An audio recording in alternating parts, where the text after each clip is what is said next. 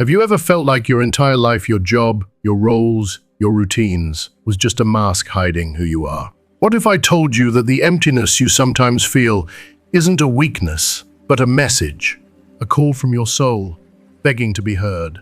This video isn't just another motivational talk. It's a deep journey into the inner world most of us avoid. It's about Sebastian, a man who seemingly had it all together until one event shattered his identity and forced him to face the truth. He had been living a life built for others, not for himself. If you've ever felt stuck, emotionally drained, or like you're just going through the motions, this story will hit home. And it's not just a story, it's a mirror. You'll discover how your pain might be your compass, why your anxiety could be a sign of transformation, and how symbols, dreams, and even music can lead you back to your true self. Stay with us until the end, because by the time this video finishes, you won't just understand Sebastian, you might finally begin to understand yourself. If you haven't subscribed to our channel yet, please click the subscribe button and ring the notification bell to stay updated on all our latest content. What part of yourself has you been quietly running from? No distractions, no excuses, just stop. Take a deep breath, close your eyes for a few seconds, and ask yourself with brutal honesty, what truth about me have I refused to face? Maybe it's a part of you you've buried for years. Maybe it's a wound you thought time would heal, but it still throbs in silence when no one's watching. Carl Jung once said, "What is not made conscious manifests in our lives as fate." And that isn't just poetic language, it's a soul-shaking truth. It's a spiritual wake-up call. Because, let's be real, the patterns you keep repeating, the relationships that hurt the same way, the choices that leave you hollow, the fear that never seems to loosen its grip, they're not random. They're your soul's way of knocking louder and louder on the door you keep locked. Your unconscious is relentless.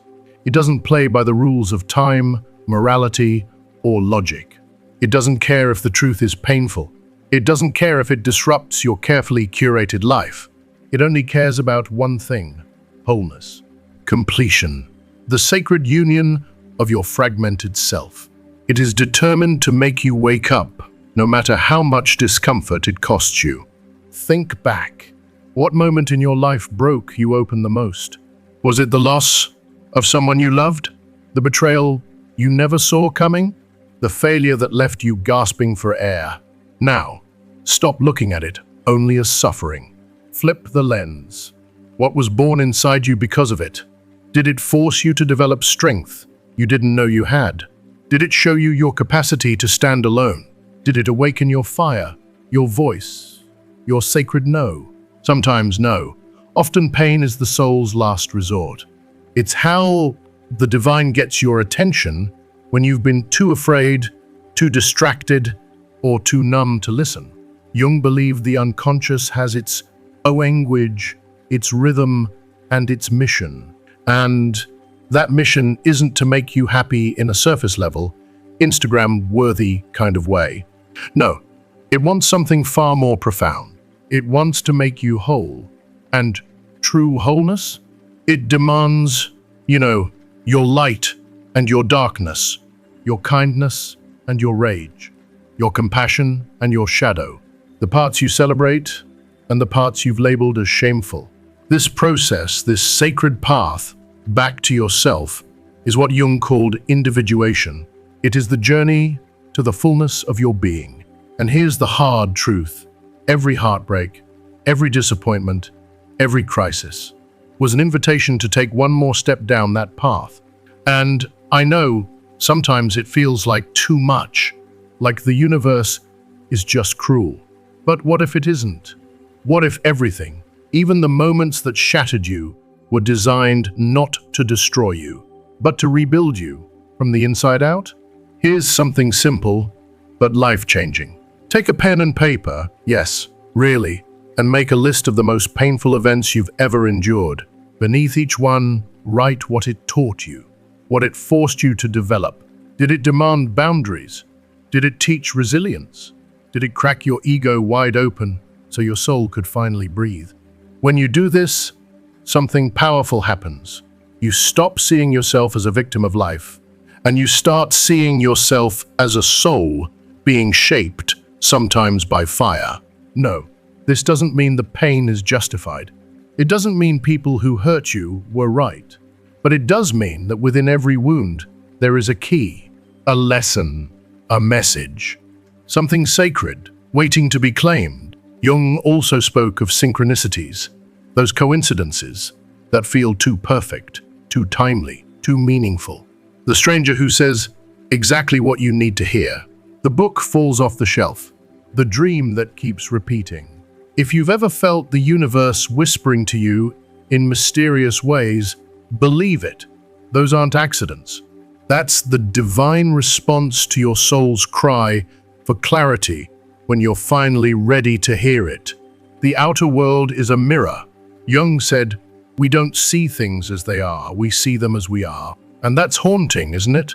Because if life keeps handing you the same pain in different costumes, it's not because you're cursed. It's because something inside you is still crying out to be seen, to be healed, to be integrated. Look closely at your relationships. What keeps repeating? Are you always the giver, the fixer, the one who loves too much and receives too little? Are you always proving your worth, begging to be chosen, sacrificing your truth for peace? These aren't just dynamics, they're clues. Your soul is trying to wake you up from the dream of self-abandonment. And when you finally ask the hard questions, not to shame yourself, but to free yourself, that's when you begin to heal. Jung also spoke of archetypes, the universal roles and energies that live within all of us. The hero, the sage, the shadow, the lover, the child. They are all parts of your inner cast, waiting to be recognized, expressed, or healed. When you ignore them, they act out unconsciously. But when you know them, you can consciously work with them. That's power. That's self-mastery. If your life feels like a broken record, same emotional loops, same painful stories, it's time to go deeper. You're not stuck. You're being summoned to the root. And that root is in your unconscious. Not out there. Not in someone else's behavior. Not in luck or fate. It's in you. Jung taught us to revisit our childhood, not to stay trapped in it, but to retrieve what we left behind: joy, innocence, trust, and aliveness. Go back in your memory. Find a moment from your early life that still moves you, whether it's warm or wounding. Write it down in vivid detail. Then ask yourself, what part of me was shaped by that experience? What did I learn to hide? What did I learn to believe about myself? This one act of introspection, this simple, sacred pause, can reveal more truth than years of avoidance ever could. But only if you look with honest eyes and an open heart.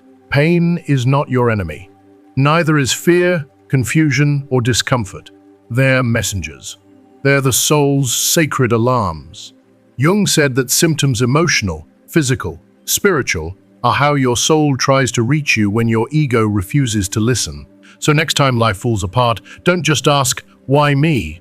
Ask, what is this here to show me? Yes, it's easier to blame, to point fingers at fate, bad luck, cruel people, or divine injustice. But what if part of you unconsciously has been choosing these experiences, not to suffer, but to awaken? Right now, I invite you again, pause, close your eyes. Ask yourself, what do I gain by staying the same? What am I afraid to lose if I grow? Who might I no longer be if I truly heal? The answers may sting, but they also hold your liberation. Because what you bring into the light, you can finally transform. You cannot heal what you refuse to face. You cannot evolve by staying asleep. And you cannot become whole if you only love half of who you are. Carl Jung taught us something so profoundly simple, yet so deeply overlooked in the modern world. The first step toward real transformation is recognition. But don't mistake that for some cold, intellectual acknowledgement. No, it's not a thought. It's a feeling, a visceral, trembling, heart-cracking moment of truth. It's that moment when you stare at yourself in the mirror and whisper through clenched teeth or tears, I can't keep living like this. It's not dramatic. It's necessary, because in that moment, something deep within you wakes up. You stop running. You stop blaming. You stop pretending that numbing the pain will fix it. You finally say, I need to understand what's going on inside me. And that changes everything. If you are still watching this video and find these lessons helpful, please comment number 1 below to let me know that you are still watching this video with me. Jung said that trauma isn't just what happened to you. It's what you couldn't understand about what happened. And that hits so hard, doesn't it? Because some people survive earthquakes of the soul and come out with wings, while others are buried by tiny, silent heartbreaks. The difference isn't in the size of the wound, it's in the level of awareness. Awareness is the great healer. Acceptance is its sibling. And let me be clear, acceptance is not resignation. It doesn't mean you approve of the pain or justify the injustice. It means you've matured enough to say, I wouldn't have chosen this. But since it happened, I refuse to waste the lesson. That, to me, is where real power begins. Not in denial, not in revenge, but in the decision to grow from what tried to break you. Pain isn't punishment. It's a spiritual siren. It's like trying to pull you out of the fog of numbness, not to destroy you, but to wake you up, to rip away the lies you've told yourself about who you are, what you're worth, what you deserve. Sometimes it takes losing everything to finally find yourself. If you're in that dark place now, where nothing makes sense, where everything hurts, please hear me, you're not broken.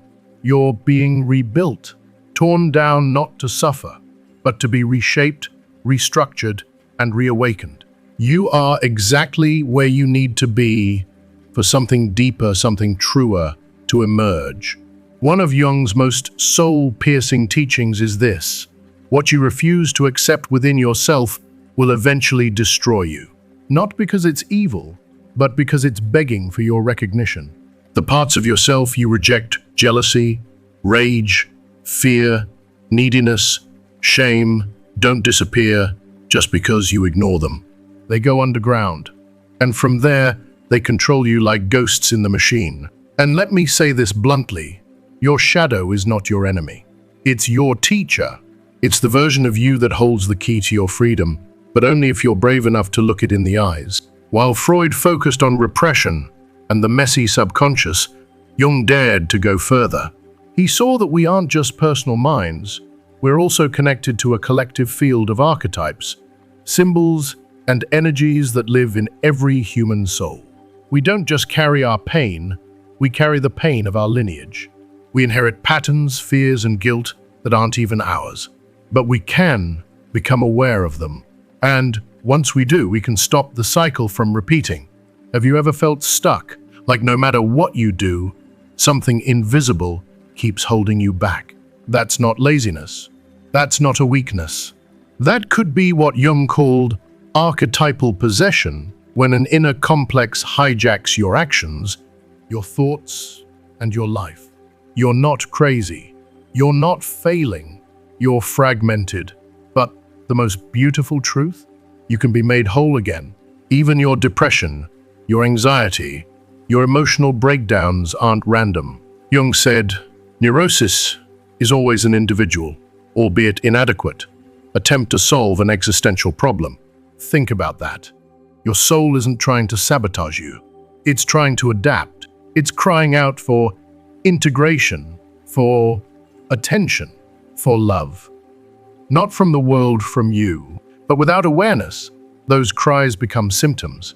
Panic attacks, burnout, toxic relationships, chronic fatigue, endless distraction. With awareness, those same cries become paths. Modern life makes this even harder. We live in a culture obsessed with surface image, with pretending we're okay, with stuffing our feelings into tight boxes labeled "not now." But Jung's work calls bullshit on all that. Individuation, the sacred process of becoming fully, you requires rebellion. A rebellion against blind adaptation, against being a copy, against becoming who others want you to be. You didn't come here to blend in. You came here to remember who you are. But before you do that, you have to discover everything you're not. And yes, that hurts. Growth always does. Viktor Frankl, another soul who understood suffering deeply, said, "When we are no longer able to change a situation, we are challenged to change ourselves." That's the core of Jung's idea of causality. Nothing in life is an accident. Every event, especially the ones that cracked you open, was meant to provoke transformation. And that transformation starts inside. Start seeing your life like a sacred narrative. Every chapter, every character, especially the difficult ones, had a role to play in your awakening. You are the protagonist. And, like any powerful story, you must face trials, losses, and ego deaths. But those aren't the end. They are the initiation. The moment the old self dissolves and the real you begins to rise. Jung described depression not as a curse, but as a woman dressed in black. If she appears, don't send her away. Invite her in. Sit with her. Listen to what she has to say. What a radical, holy concept. Instead of silencing your sadness or pushing away your pain, what if you welcomed it? What if you saw it not as something to escape, but as something to learn from? I believe with every fiber of my being that your wounds hold your wisdom, that your breakdowns contain your breakthrough, and that your most painful moments are often the birthplace of your most authentic self. Stop asking what's wrong with you. Start asking what your soul is trying to tell you. You are not here to be perfect. You are here to be whole. And that journey starts the moment you stop running and finally turn toward yourself. Take a moment right now and try this gentle yet courageous exercise. Think of an emotion you've been quietly shoving aside. Maybe it's fear. Maybe it's that aching sadness that keeps showing up in the silence. Maybe it's envy, yes, even the parts you're ashamed to admit. Or maybe it's loneliness, the kind that follows you even when you're surrounded by people. Write that emotion down on paper, not in your head, on paper. Give it form. Then ask it, like you would a child or an old friend, "What are you trying to tell me?" Beneath every difficult feeling, there's always a message, a sacred whisper from the soul. What need is hiding under it? What wound has been left untended, unacknowledged, unheard for far too long? You see, this small act of radical honesty is where healing begins. Not through logic, not through avoidance, but through brave vulnerability. This is where you start to reclaim your power. Because power isn't about control, it's about presence, about being willing to feel, even when it's messy. Freud gave us the framework of the ID, ego, and superego, a battle between instinct, reality, and the inner critic. But Jung went deeper. He knew that we're not just machines of desire or trauma, we are soul beings, made of story, symbol, and sacred longing. He reminded us that beneath the roles we play and the masks we wear, there is a self-wise, whole, and waiting. Modern psychology often seeks to label us, to treat our pain like a diagnosis. But Jung's path, it asks you to listen to your suffering, not medicate it into silence, to interpret your inner chaos, not sweep it away. Because you are not just biology, you are meaning. You are a myth. You are a living poem of light and shadow seeking wholeness. Erich Fromm once said that modern man has lost the meaning of his existence because he's been severed from himself. And I feel that. Don't you?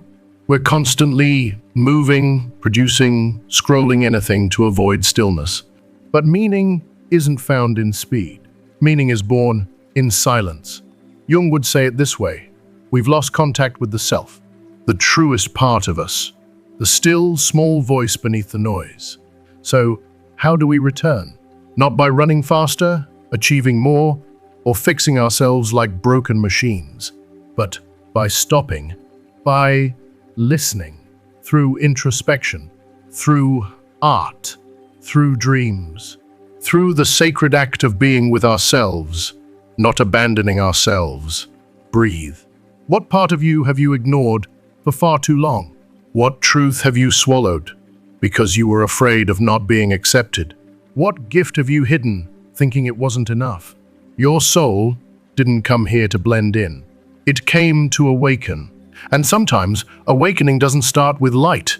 It starts with loss, with crisis, with a night that strips away everything false, so that what is real can rise. Now think of someone who's hurt you deeply. Don't justify what they did, but do ask yourself, what part of me did they reflect? Because people are mirrors, and often they reflect what we don't yet know how to love or protect in ourselves. What did that relationship reveal? What boundary did you learn to build? What inner voice grew louder because of that pain? Jung said the things that most disturb us about others are often projections, pieces of ourselves we haven't integrated. It's not about guilt. It's about completion, becoming whole. Wholeness doesn't mean perfection. It means integration. It means embracing your contradictions with compassion. Your darkness isn't here to ruin you. It's here to reveal you. And that's what makes Jung's work so revolutionary. It's not a sugar-coated spirituality. It's not superficial, just think positive fluff. It's the real truth. Raw, unfiltered, sometimes painful but always liberating. One core principle in Jungian psychology says, what you resist persists. The more you push away sadness, the more it hardens into depression. The more you deny your anger, the more it festers into passive aggression. The more you avoid your fear, the more it mutates into anxiety. But if you turn toward it, if you dare to walk through the fire, instead of running from it, that's where you find your freedom. Symbols, Jung said, are the forgotten language of the soul. Dreams, metaphors, archetypes. These aren't just fantasies, they're maps. The unconscious doesn't speak with words. It speaks with images. And if you learn to read that sacred language, you'll access wisdom no school, no book, no lecture can give you. Try this. The next time you wake from a vivid dream, don't dismiss it. Write it down as if it were a divine message wrapped in mystery. What characters appear? What setting? What emotion stirs in your belly as you read it back? That dream isn't random. It's a sacred telegram from your soul, asking to be decoded. It won't give you a yes or no answer, but it will open a door.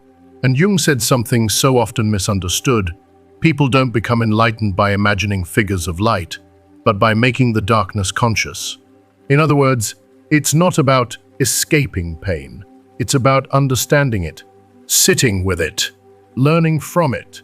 True spirituality isn't about floating above life. It's about being deeply rooted in life, not running from your inner world, but embracing it fiercely, lovingly, fully. If you are still watching this video and find these lessons helpful, please comment number 2 below to let me know that you are still watching this video with me. So, think now of an important decision you're facing. Don't run to someone else for answers. Don't drown it in noise. Sit with it. Breathe. Ask your inner self, the wise part of you that's always been there, what it knows. It might not speak in words. It might whisper in a feeling, a memory, a nudge. But that's the voice you've been longing to hear. And the more you listen, the less you'll live on autopilot. Because the causality Jung spoke of isn't logical. It's not visible from the outside. It's felt. In the bones. In the spirit. Sometimes the experiences that hurt the most are the only ones that could crack the armor of your ego and lead you to what's real. That's why the pain feels so sharp, because the ego is dying and the soul is awakening. Life doesn't punish. Life reveals. It holds up a mirror and asks, "Will you see?" So pause now, just for a moment. Imagine your life as an unfinished painting. Don't judge it for what it isn't yet. Don't criticize the rough edges. Honor every stroke, every shade, every messy detail that brought you here. You're still painting, still creating. And the beauty isn't just in what's finished, it's in the process. Jung once said that the meaning of life is to become oneself. And to become oneself is the most sacred, challenging, glorious journey you'll ever take. We were never meant to chase success or pleasure endlessly. What we crave, what we need is meaning. And meaning isn't found in the world. It's found when you come home to yourself. So, come home. The door has always been open. When you feel like your life has no direction, when you wake up every day unsure of where you're going, what you're missing is a connection with your essential purpose. It's not the external world that's missing the mark. It's that you've lost touch with the deepest part of yourself. Think about it. Some people seem to have everything that society says should make them happy: wealth, relationships, and recognition. Yet, despite all these outward signs of success, they still feel hollow inside. Why? Because without connection to the self, nothing truly satisfies. Jung understood this all too well.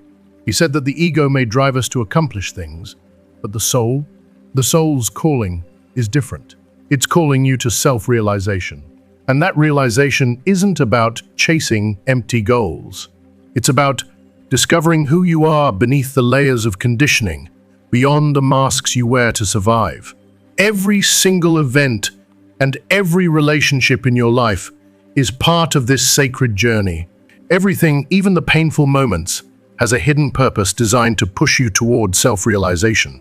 Nothing is by accident. Jung taught that relationships aren't random. No, they are mirrors reflecting the parts of ourselves that need to evolve. Even those who hurt us, who challenge us in the most excruciating ways, are playing their role. They force us to face parts of ourselves we'd rather avoid. Sometimes they awaken us to the boundaries we never set. Sometimes they remind us of our self-worth. It's painful, yes, but that pain? It stays with us as a powerful lesson, one we carry forever. That's the beauty of life. It's not about coincidence. Every person who comes into your world, no matter how fleeting, has something to teach you. They're not here to stay. They're here to help you grow. Your unconscious speaks to you in ways your rational mind can't always understand. The decisions that feel illogical, the impulses that don't make sense, the attractions that defy your moral compass, these aren't mistakes. These are messages. Your soul is trying to express itself through you, through your instincts, your desires, and your intuition. But if you ignore it, it won't stay quiet. It'll find another way to make itself heard through crises, symptoms, or complicated relationships that leave you spinning. Repetition of patterns is the soul's way of shouting at you. It's not bad luck or some cosmic conspiracy against you. It's an invitation to look deeper. If you keep choosing people who don't value you, it might be because you haven't yet learned to value yourself. If you self-sabotage just as you're about to break through, it's because, unconsciously, you don't believe you deserve success. But this isn't punishment. It's causality. It's life's call for you to awaken to what's buried beneath the surface. Jung also knew that many of our traumas are born in childhood, not necessarily because of the events themselves, but because of what we couldn't process at the time, and that's where the inner child comes in. This child lives in every adult, and if we ignore it, if we abandon it, it will guide our life from the shadows, looking for expression in all the wrong places. Take a moment for this powerful exercise. Write a letter to your childhood self. Speak to them as though they are still right there in front of you. What did they need to hear? What did they long for in those moments of fear or sadness? This simple act of reconnecting with the child within you can reveal truths that have been locked away for far too long. Every human will face the moment when the mask breaks, the mask we've built to fit in, to survive, to please. It's an identity we've constructed to protect ourselves from pain. And when that mask cracks, the fear that follows can feel overwhelming. But here's the truth. Jung saw this moment as sacred, because when the mask falls, the true self finally has room to emerge. Don't be afraid of an identity crisis. It's not a breakdown, it's a breakthrough. It means you're getting closer to who you were always meant to be. Sometimes the very things that irritate you about others are simply reflections of what you haven't yet allowed yourself to express. If someone feels too selfish to you, perhaps you've been too accommodating. If you feel anger at someone for being cold, maybe you've repressed your own need for distance or boundaries. Jung said that everything that irritates us about others can lead us to a deeper understanding of ourselves. It's not about self-blame, it's about freeing ourselves from projections, recognizing that the qualities we despise in others often live within us, waiting for acceptance. Inside you lies the hero archetype, a part of you that rises, despite the odds, that dares to face fear and still moves forward. Every time you step into the unknown, every time you rise from a fall, you are awakening your inner hero. That force of evolution is alive within you. It's been waiting for you to embrace it. The ego, of course, wants certainty. The soul, however, craves expansion. The ego seeks to control. The soul seeks truth. When life shakes you out of your comfort zone, it's not to punish you, it's to return you to yourself. Comfort often numbs us. It makes us feel safe, but in that safety, we miss the chance to grow. Discomfort, though, even when it's unpleasant, is a sign that something deep within you wants to emerge. Something new, something real. Erich Neumann, a brilliant disciple of Jung, explained that individuation is an inevitable process. First chaos, then confusion, and finally integration. No one skips these steps. If you find yourself amid chaos, don't despair. You are not failing. You are in process. The storm may be fierce, but it's the prelude to the most powerful transformation of your life. Jung also believed that suffering loses its power when it finds meaning. When you can look at your pain and see that it has a purpose, a deeper lesson, that's when you cease to be a victim of your story and start becoming the creator of your future. Meaning is not something that comes from the outside. It's built from within. It's forged with awareness, with acceptance, with love. Your unconscious has always been working in your favor, even when you didn't understand it. Every dream, every gut feeling, every emotion that stirred within you is trying to show you what you haven't been able to see. When you learn to listen to these messages, when you stop resisting and start embracing, everything in your life shifts. Life becomes less about confusion and more about revelation. Because now, everything that happens for something. And when you begin to see that, you can stop feeling lost. You can start living with purpose. The moments when life feels utterly meaningless, when the ground beneath your feet crumbles, when your dreams seem distant, when nothing moves you anymore, those moments, though terrifying, are often the most fertile. That emptiness, it's not your end, it's the cocoon. That's where the metamorphosis begins. Carl Jung once said, "There is no birth of consciousness without pain," and he wasn't trying to glorify suffering, he was simply revealing a spiritual truth. Pain isn't the requirement, but it is. Far too often, the only language the soul has left when we've ignored every whisper, every sign, every nudge. It makes you stop. It forces you to see. You are not your thoughts. You are not your emotions. You are not the sum of your mistakes or your past. You are the consciousness behind all of it, the observer, the witness, the eternal essence who sees and chooses. And the more you connect with that quiet awareness, the less you react from your wound and the more you respond from your soul. Jung never asked us to be perfect. He asked us to be whole. And wholeness doesn't come from denying your darkness. It comes from embracing it, from looking it in the eyes and saying, even this belongs. When you find yourself saying, I don't know who I am anymore, don't panic. That's not failure. That's the beginning of a real search, a brave search. Most people never dare to ask that question. They numb it, bury it, drown it in distraction. But you're asking. And that puts you on the most sacred path of all, the journey home to yourself. Jung taught that the self, the true center of your being, is always there, quietly waiting for your return. The better question isn't, who am I? But rather, what part of me have I been ignoring? Because when you find that part, the one you abandoned, rejected, silenced, that's where your wholeness is hiding. If you are still watching this video and find these lessons helpful, please comment number 3 below to let me know that you are still watching this video with me. So many psychological symptoms are not signs of sickness. They are signals, warnings, sacred alarms. Anxiety might not mean you're broken.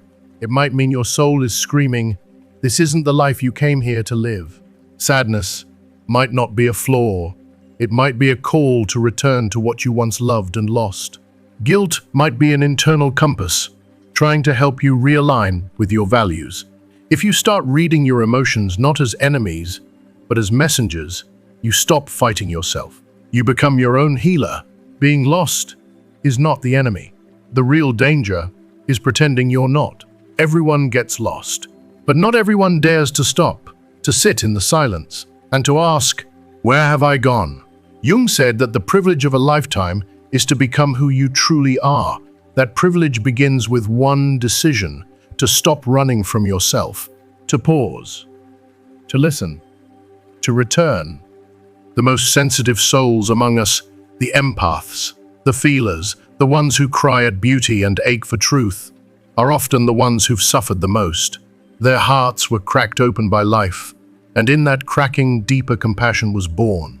If you're someone who feels deeply, who's overwhelmed by the intensity of the world, please understand you are not broken.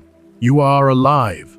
And that sensitivity is your superpower. Use it. Don't hide it. Let it guide you to heal others, to create meaning, to understand life in ways most people can't. And please remember, not everything that glitters is gold. Not every success story is real. Not every failure is a failure. Some of the best things in life come dressed as loss. Maybe the opportunity you missed saved you from a life that wasn't yours. Maybe the breakup that broke your heart made space for a love that finally sees you. Maybe the crisis revealed a strength that would have stayed buried forever. You're not here by chance. You're here because something in you, some ancient part, wants more. Not more stuff. No more applause. More truth. More depth. More freedom. And here's a hard truth, spoken with love: no one can heal for you. No one can do the inner work you're avoiding. But others can walk with you, speak words that awaken you, and create spaces that remind you who you are. That's the mission of this message, to offer you tools, hope, and awareness. But you are the one who must walk the path. And maybe today can be the day you make a different choice. Maybe today you can look back without hatred. Maybe today you can stop seeing your past as a graveyard and start seeing it as a garden. Each mistake, each heartbreak, each regret, a seed that taught you something. You can see those who hurt you as unknowing teachers. You can stop living from guilt and start living from meaning. That is power. That is awakening. Carl Jung believed with every fiber of his being that the human soul is designed to evolve. That nothing you experience, nothing is wasted. Even the mundane, even the devastating. Every moment is stitched into a larger tapestry, one you may not understand yet, but that's guiding you towards something deeper, something whole. It's not about justifying suffering. It's about understanding it, seeing it not as punishment, but as a message, a signal from the universe, from yourself, saying, there's something here you're meant to see. Jung wrote, there is no transformation from darkness to light, nor from inertia to movement without emotion. Meaning, without emotion, there is no awakening. So don't run from your sadness. Don't medicate your anger into silence. Don't judge your confusion. Observe it. Honor it. These emotions are not failures. They are flames. And they're fighting your way out of the dark. Jung also taught of the daimon, an inner force that moves you toward your destiny, even when it doesn't make sense, even when it feels like everything's falling apart. That unexpected breakup, that painful betrayal, that job you lost, maybe those weren't accidents. Maybe they were the daimon, pulling you away from what wasn't yours, redirecting you toward your truth. Don't get stuck on the event. Ask instead, what is my soul asking for through this? Nothing in your story is a mistake. Every moment, even the ones you never wanted, is part of your becoming. And the most beautiful part? You're still becoming.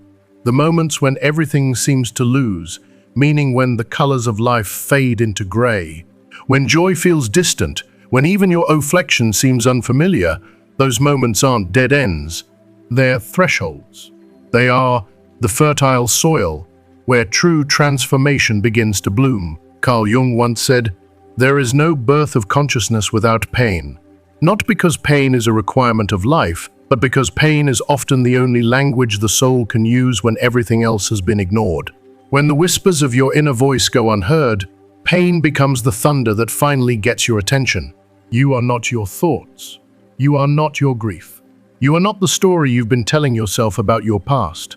You are the still awareness behind it, all the presence that watches, the consciousness that chooses. And when you strengthen that consciousness, you gain the power to act from your soul, not from your wound. Jung never wanted us to strive for perfection. He wanted us to become whole. That's a very different goal. Wholeness happens not by fixing yourself, but by embracing all parts of yourself. Even the parts you were told were too much, even the shadows, especially the shadows. So when you find yourself saying, "I don't know who I am anymore," I want you to know something that is not a sign of failure. It's the spark of awakening. It's the soul beginning its search for authenticity. Most people go their entire lives without asking that question. You did. And that already places you on the most important journey of your life, the return to yourself. According to Jung, the self, your innermost essence, your divine center, has never left you. It has simply waited with infinite patience for you to come home. The question isn't, who am I? The real question is, what sacred part of me have I forgotten? We've been taught to treat psychological symptoms like they're problems. But what if they're messengers? What if your anxiety is not a curse, but your soul shouting, "This isn't the life you were meant to live"? What if your sadness isn't a weakness, but a deep call to return to what matters? What if your guilt is an invitation to realign with your values? When you start to interpret your emotions as messages, not as enemies, you unlock the power to heal yourself. You become your guide. Being lost is not a tragedy. Refusing to stop and look inward, that's what keeps you stuck. We all get lost sometimes. The courageous ones are those who dare to sit still, breathe deeply, and trace the internal map with trembling fingers. Jung said, "The privilege of a lifetime is to become who you truly are." That privilege doesn't begin with a degree, a promotion, or a relationship. It begins the moment you stop running from yourself and start facing your truth. And here's something else to remember. Those who feel the most, who carry tenderness like an open wound, who cry over sunsets and suffer over silence, they are not broken. They are fully alive. If you're one of those people, your sensitivity is not your weakness. It's your gift.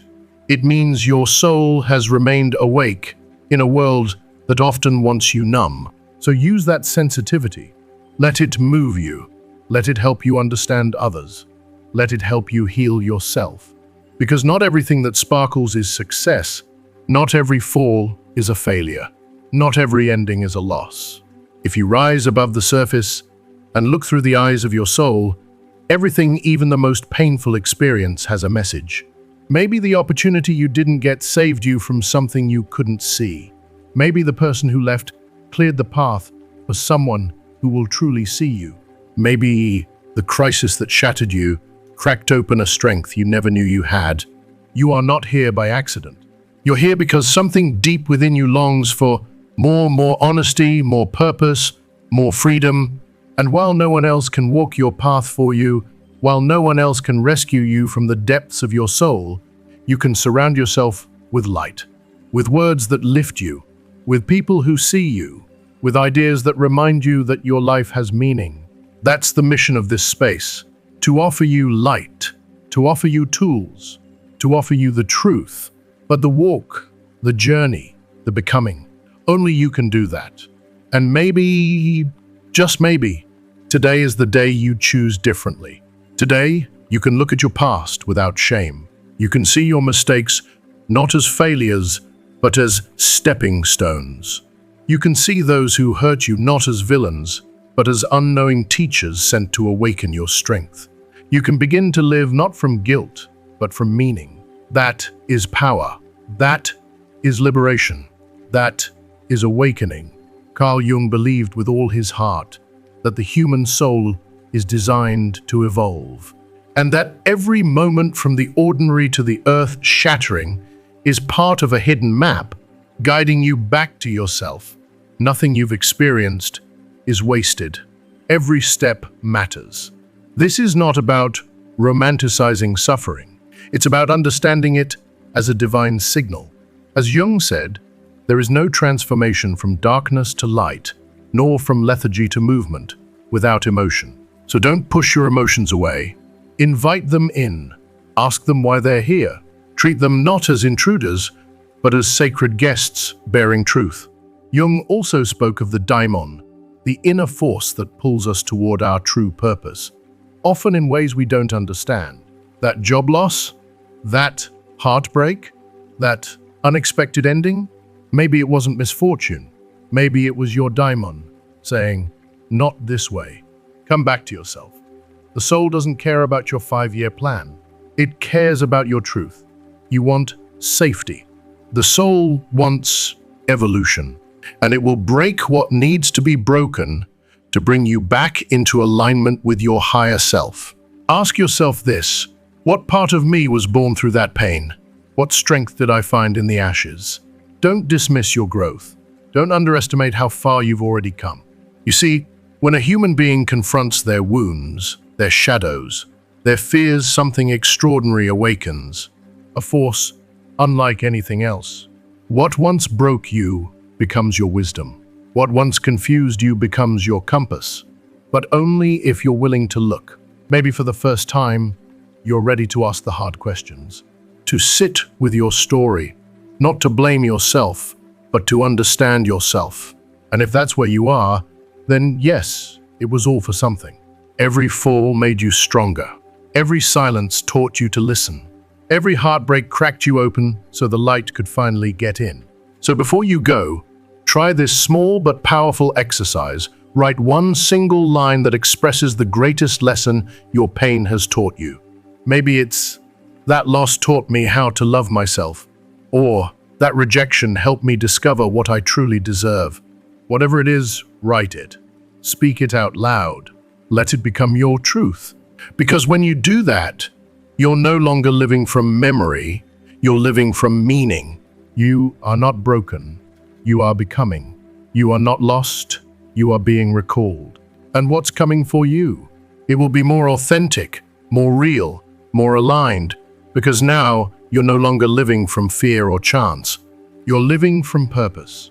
And that, dear soul, changes everything. And now, the moment you've been waiting for has finally arrived. Not just a moment in time, but a moment in truth. A moment that invites you to step beyond theories and teachings and into something real, tangible, lived. We're not just going to talk about Jung's teachings anymore. We're going to show you how they come to life through a story that pulses with soul, a story that could so easily be yours. This is not a story told for entertainment. It's a mirror, a reflection of the path we all must walk, a journey birthed from the deepest layers of the unconscious, a tale that reveals one of life's most sacred truths: nothing, absolutely nothing, happens by chance. You see, human life was never meant to be just about survival. It was meant to be about evolution. Deep, messy, soul-shaping evolution. And few understood this better than Carl Jung. If you are still watching this video and find these lessons helpful, please comment on number 4 below to let me know that you are still watching this video with me. For Jung, every crisis wasn't an error. It was a sacred rupture, an invitation, an alchemical fire through which the soul could transmute pain into power. Where modern culture scrambles to silence suffering, dulling it, dismissing it, diagnosing it, Jung dared to say, go through it. Don't run. Don't numb. Don't bypass. Meet it. Breathe into it. Let it speak. Because pain, when met with awareness, becomes the portal to healing. Viktor Frankl, a survivor of one of humanity's darkest chapters, echoed this sacred truth. Those who have a why to live can bear almost any how. That why, that deep inner purpose, is what Jung called the self. And it lives beneath every ache, every heartbreak, every unanswered question. When we assign meaning to our suffering, it stops being suffering. It becomes initiation. It becomes mission. It becomes internal alchemy, the invisible transformation that only the soul understands. Abraham Maslow once spoke of the hierarchy of needs, the idea that self-actualization could only occur when survival was secured. But Jung dared to say that the soul doesn't wait. The soul seeks truth, even in famine. The soul cries out, even in the middle of chaos. Because we didn't come here just to eat, breathe, and achieve. We came here to integrate, to reconnect with what we truly are beneath the noise. Karen Horney spoke of the neurosis of adjustment, the exhausting need to please, to perform, to contort ourselves into who we think others want us to be. Jung would call this the abandonment of the self. Because every time you live for someone else's approval, you are slowly stepping away from your soul. So when life shakes you, when something you clung to falls apart, it's not a punishment, it's liberation. A spiritual emancipation from an identity that never truly belonged to you. Erich Fromm, in The Fear of Freedom, reminded us why that's so hard. Because freedom comes with responsibility. And deep down, most of us fear what we'll have to face if we stop blaming the world and start looking within. Jung understood this with haunting clarity. Individuation, the process of becoming your true self, isn't comfortable. But it's real. And what is real, though it may ache and stretch us, is the only thing that ever grows us. So, if you're lost, if you feel like the life you knew is collapsing around you, good. You're not broken. You're standing on sacred ground. You are at the threshold of becoming. This is where the real transformation begins. Alfred Adler spoke of compensation, the deep psychological need to balance our perceived weaknesses. Jung took that idea further. He saw it as the soul's way of restoring wholeness. If you've been timid for years, life will push you to discover your fire. If you've been silenced, it will demand your voice. If you've lived in fear, it will call you to find your courage. Nothing is random. It's all perfectly choreographed to train your soul for what it came here to do. James Hillman, one of Jung's spiritual descendants, called it the soul's code, a hidden pattern woven into your being, shaping your wounds, your gifts, your mission. Ignore it, and you feel lost, numb, unfulfilled. Follow it, and even your worst days begin to make sense. Because here's a deeper truth. Before any great reconstruction, there is often a collapse. And when your life feels like it's falling apart, it might be falling into place. Jung once said, "The unlived life is a disease from which you can die," meaning comfort will not save you. Pretending will not satisfy you. You were not born to live a small, safe life. You were born to burn brightly, to live from the soul, even if it costs you everything that isn't real. Our masks, our personas, help us survive society.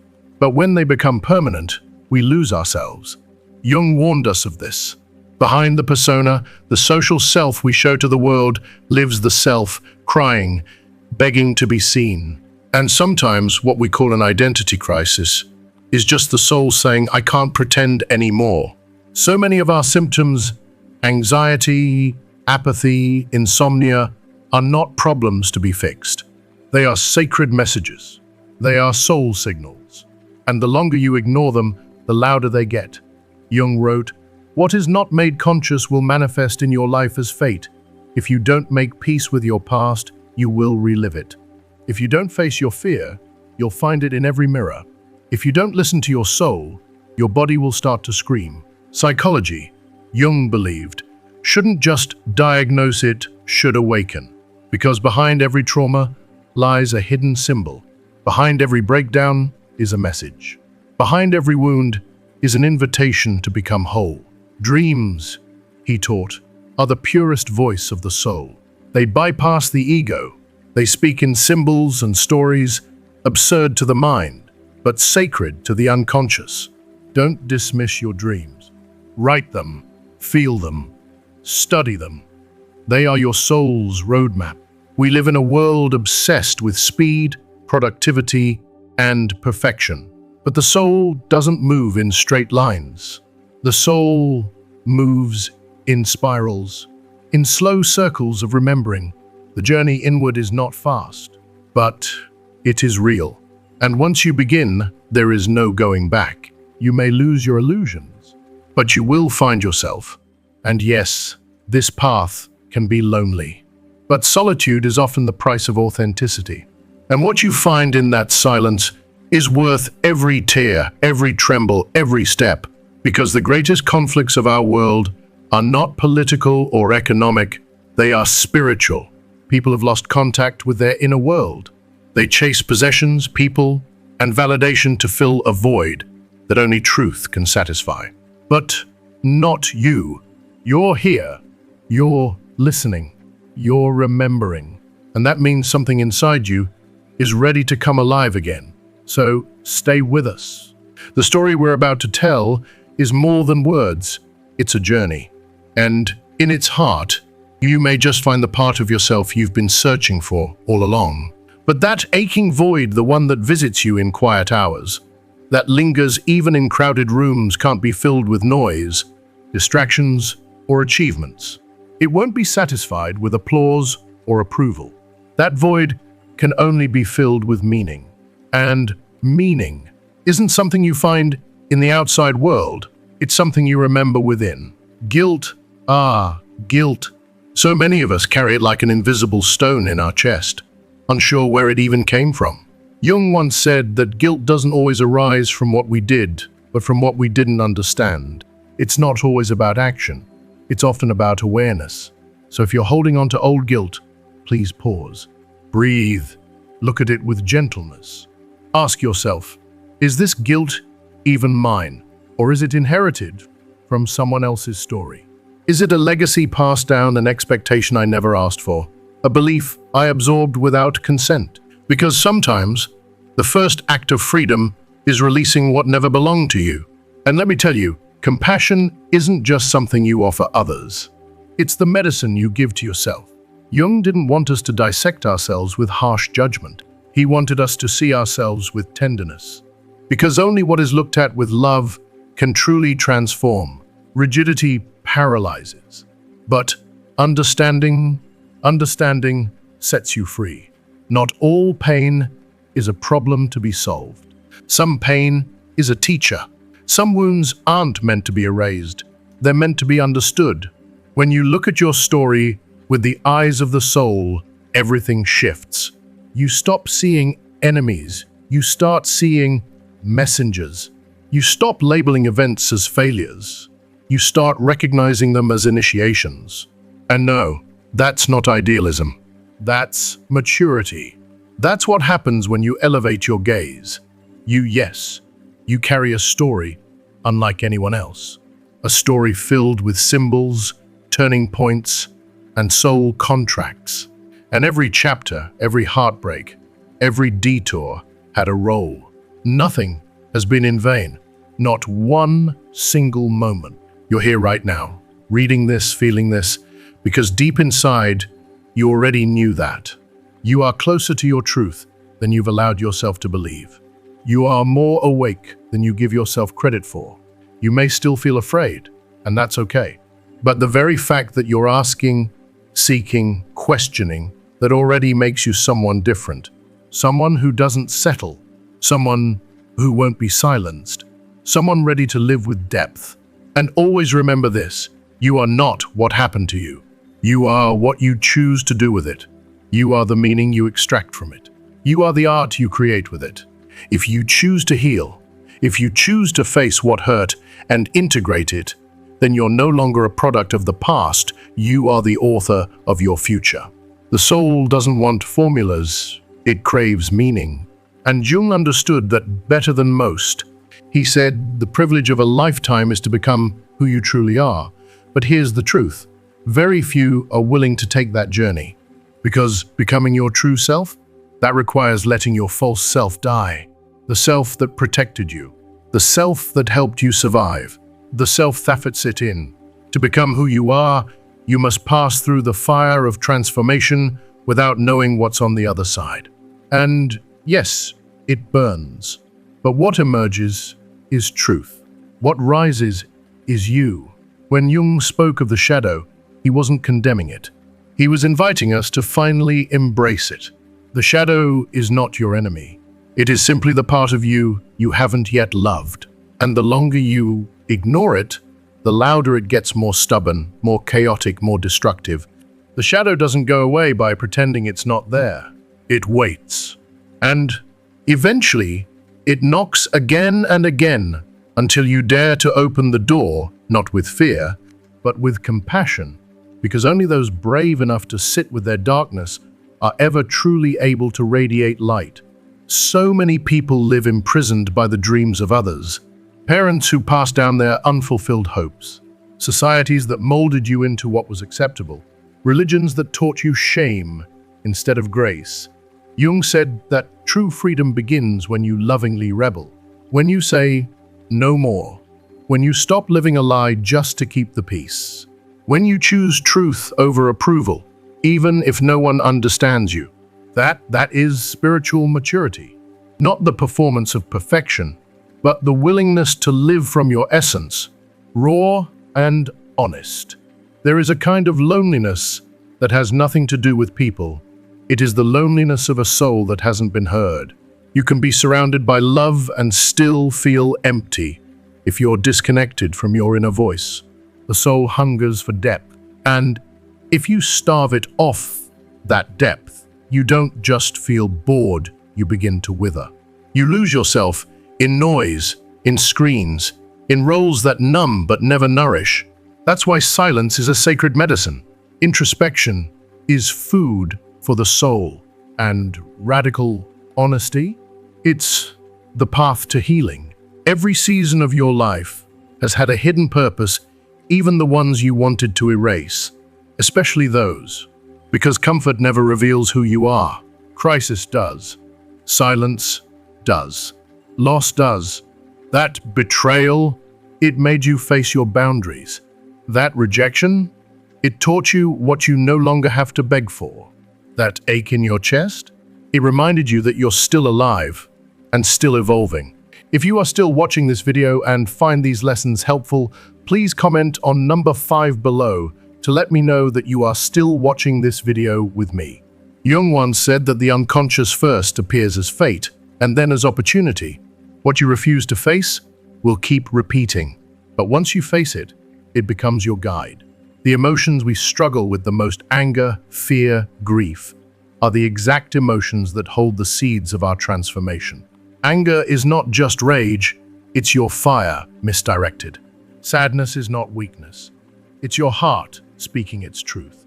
Fear is not your enemy, it's the body's way of asking you to protect what matters. Jung invited us not to suppress our emotions, but to reframe them, because what you repress becomes illness. What you understand becomes liberation. If you truly want to change your life, you don't need magic. You don't need someone else to tell you who you are.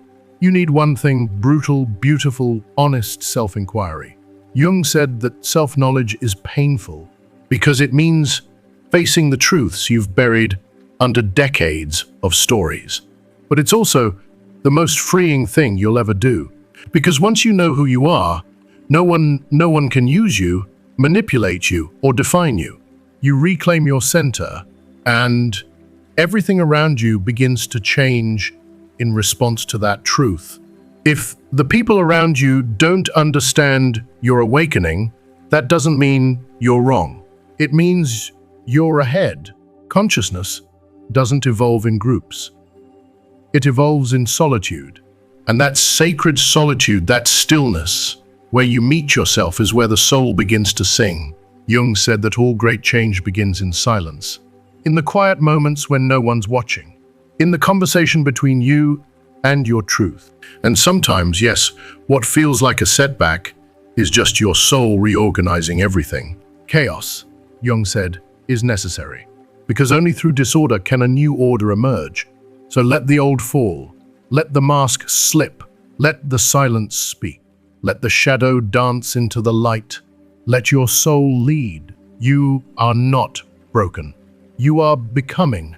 You are not lost. You are being realigned. And what awaits you on the other side of this awakening? A life rooted not in fear but in meaning, not in performance but in presence, not in survival but in soul. You're not yet who you'll become, but you're no longer who you were. And yes, that space in between is uncomfortable, but it's also sacred. It's the womb of transformation, where the soul whispers its truth, even when the world is loud. In that middle space, you're shedding old skins, letting go of names that no longer fit, loosening the grip on identities that once protected you, but now imprison you. This is the alchemical threshold Jung spoke of, the place where the lead of your past begins to melt and reshape itself into the gold of your becoming. The people who've left marks on your life, those who loved you deeply, and those who wounded you even deeper, were not coincidences. They were instruments of the unconscious, mirrors placed in your path to show you what you could not yet see in yourself. Causality isn't always poetic. It isn't always kind. Sometimes it's raw. It tears you apart, but only to rebuild you with truer bricks. And yet it is always precise. Jung compared the inner journey to that of the ancient alchemist, not because it's mystical, but because it's messy. Every loss, every heartbreak, every betrayal, it's the fire, the furnace, the necessary heat that turns unconscious suffering into conscious wisdom. But first, you must be willing to enter the fire. Real success isn't climbing ladders or collecting trophies. It's living with meaning. It's waking up and knowing you're walking your path, not the one someone else paved for you. Jung said that many people reach the top of the mountain only to realize they climbed the wrong one. Why? Because they followed someone else's dream. They never stopped to ask, what do I want? Who am I without the mask? And when that truth hits, when you look down and see how far you've come in the wrong direction, it feels like vertigo. But it's also liberation. Because now you can choose. Some wounds don't close with time. They close with meaning. Time passes, yes. But healing isn't just about distance. It's about depth. It's about revisiting what hurt and rewriting the story through new eyes. Jung never asked us to forget the wound. He asked us to remember it differently. Not as a curse, but as the catalyst that cracked you open. And even your body, yes, your very body is speaking the language of the soul. That tension in your neck, that weight in your chest, that illness keeps returning. Jung understood what many modern systems still deny, that the soul uses every channel it can to be heard. If you don't listen to the whisper, the body will scream. And if you ignore the scream, life will break you open, not to punish you, but to wake you. You have the right to change, to let go of who you used to be. You're not obligated to remain consistent with a version of yourself that no longer serves your truth. Jung reminded us that the self isn't static, it's fluid, evolving, and dynamic. And you have permission to explore, to rebuild, to evolve, even if others don't understand it. Your unconscious doesn't just store trauma, it holds your forgotten gifts. your buried passions, your sleeping creativity, the dreams you were told to put away. If you don't give them space, they don't disappear, they turn on you. That becomes your fatigue, your burnout, your silent ache for something more. The soul doesn't tolerate exile. If your outer world is collapsing, it might be because your inner world is begging to be seen again.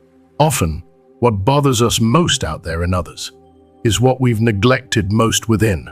It's not always the world that needs fixing, it's our disconnection from self. And here's the miracle.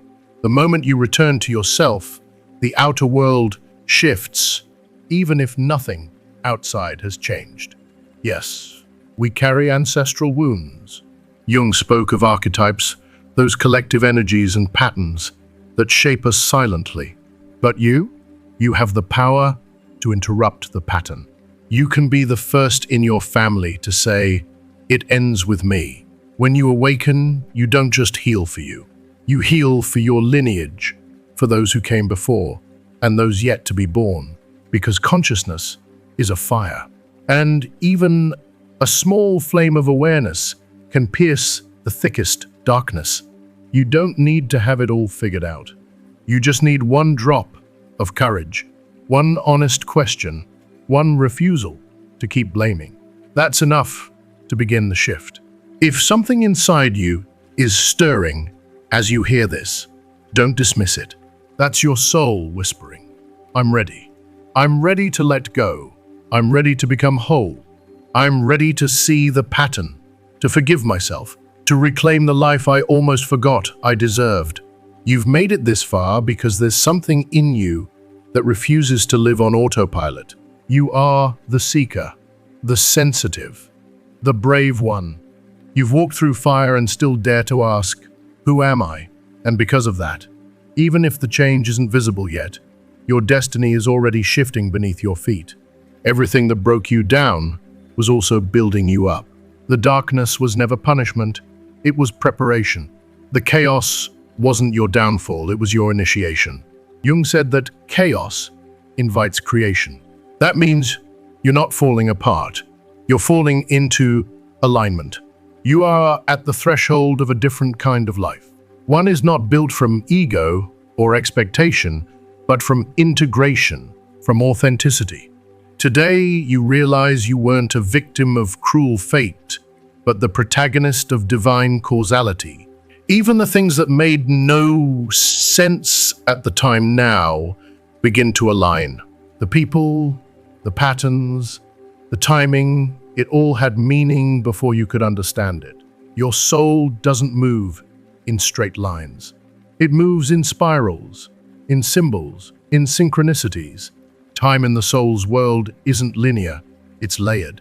And what once wounded you has now become the key you hold in your hand.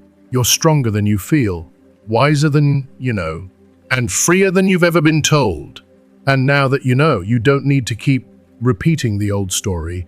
You can write a new one. If you are still watching this video and find these lessons helpful, please comment on number 6 below to let me know that you are still watching this video with me. One where the shadow becomes your guide, where your pain becomes your purpose, where your past becomes the platform for your rising. Because every part of you, even the ones you once rejected, holds a sacred message. And Jung, he didn't come to hand you comfort. He came to hand you the truth, to awaken you, to remind you that your soul isn't broken, it's becoming. And this moment is the beginning of everything. He was no longer the predictable, proper, secure man she had known for years. Something in him was softening and sharpening at the same time. He was less certain, but more real. He listened more, but spoke less. There were nights when he'd just sit in the living room, staring at an old canvas he hadn't touched in decades, his hands trembling with the memory of colors. And then one day, he picked up a brush. It felt foreign at first, like trying to speak a language he'd forgotten. But his hand remembered, and something poured out of him, not just paint but grief, not just strokes, but years of silenced longing. He didn't paint for art. He painted to survive, He painted the glass box from his dream. He painted the child breaking free. He painted his soul screaming in colors he didn't know he carried. Valeria entered the room once while he was painting. She stood silently behind him. For a long moment, she said nothing. Then softly, she whispered, "There you are." It was the first time in years she'd seen him alive. Not busy, not functioning. Alive. In therapy, Sebastian began unraveling more than just his pain. He started tracing the roots of his beliefs, his need to please, to achieve, to avoid conflict back to voices that weren't his. His father's expectations, his mother's unspoken grief, generations of ancestral silence that had been passed down like heirlooms. He learned that healing isn't just about going back, it's about moving through, about letting yourself feel what you once had to suppress, to survive. And that sometimes the only way out is down, into the depths. One day, he broke down completely. It wasn't a dramatic collapse. It was quiet. He sat in his car after therapy and wept, not out of despair, but out of relief. Because for the first time, he wasn't pretending. He was finally feeling, and he didn't need a reason. Sebastian began writing letters to himself, letters to the boy he had been, the teenager who felt too much, the young man who thought the feeling was a weakness. He wrote to the man he pretended to be. He wrote to the father he feared, the boss he obeyed, the self he lost. And in those letters, he found pieces of his soul scattered like constellations, waiting to be named again. He started walking early in the morning, before the world woke up. The city was still, and so was he. Sometimes he'd talk out loud to the version of himself that had never been heard. Other times he'd stand beneath the sky, close his eyes, and whisper, "I'm still here. I'm still listening." Then came the day that changed everything. In a dream, Sebastian found himself standing before a mirror. But the reflection wasn't him, it was a child, the same boy from the glass box. Only this time, the boy wasn't crying. He was painting and smiling. Sebastian woke up with tears on his face and clarity in his chest. He didn't need to rebuild the life he lost. He needed to birth a life he'd never lived. He began volunteering at a community center, teaching art to children who had no outlet for their emotions. Children who, like him, had learned too early how to hide their truth. With every class, he found healing, not because he was giving, but because he was being. Valeria started painting, too. She'd never picked up a brush in her life. But one morning she sat beside him in the studio and said, "I think there's a version of me I haven't met either." They didn't talk much after that. They just painted together. It wasn't about becoming someone new. It was about returning together to who they were before life taught them to forget. One evening, seated in the same living room where he once stared at the ceiling in numb despair, Sebastian took a deep breath and said aloud, almost in disbelief, "My life has meaning, and now I see it too." And if you felt something stir inside when you read those words, it means you're seeing it too. This is not fiction. This is not entertainment. This is initiation. Because Sebastian's story is not just his. It's yours. It's mine. It's everyone who has ever been cracked open by life and dared to rise not by rebuilding the old, but by becoming someone truer. So if you find yourself in the void, in the silence, in the space between who you were and who you're becoming, know this. You're not broken. You're becoming. You're not late. You're right on time. And just like Sebastian, you don't need to have it all figured out. You just need to take the next step toward yourself. Because every step toward the self is a step toward freedom. And inner freedom is the real gold.